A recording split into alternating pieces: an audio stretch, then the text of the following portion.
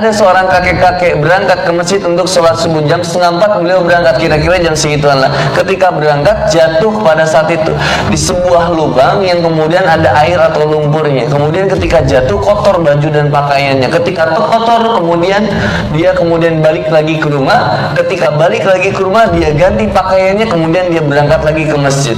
Ketika yang kedua kalinya berangkat lagi ke masjid, kemudian terjatuh di lubang yang sama yang tadi.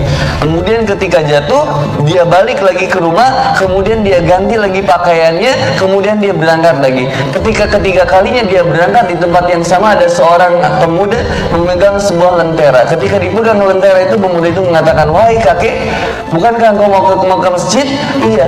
"Ayo sini aku antar." Diantar sama pemuda ini. Ketika pemuda ini sudah sampai di masjid bersama dengan kakek itu, kakeknya masuk ke masjid, pemuda ini diam di luar. Kemudian ditanya sama kakek, "Nah, bukankah kamu ke masjid juga?" Lalu dibilang sama pemuda itu, "Tidak, kakek saja, saya tidak boleh ke masjid, saya nggak bisa ke masjid."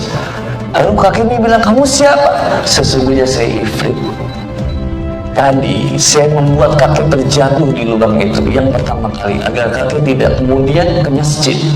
Tapi ketika itu kemudian kakek pulang ke rumah, lalu kemudian kakek berangkat lagi. Maka dari saat itu Allah mengampuni dosa kakek seluruhnya."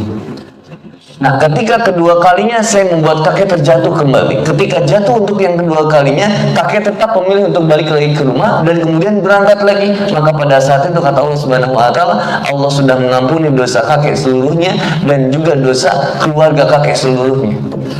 Dan ketika yang ketiga kalinya saya memastikan kakek agar tidak terjatuh lagi, karena saya khawatir seandainya kakek terjatuh lagi lalu balik lagi ke rumah lalu berangkat lagi ke masjid, Allah akan mengampuni dosa kakek, dosa keluarga kakek, dan dosa masyarakat yang ada di sekitar kakek seluruhnya. Maka luar biasa efek kita ketika memperjuangkan iman.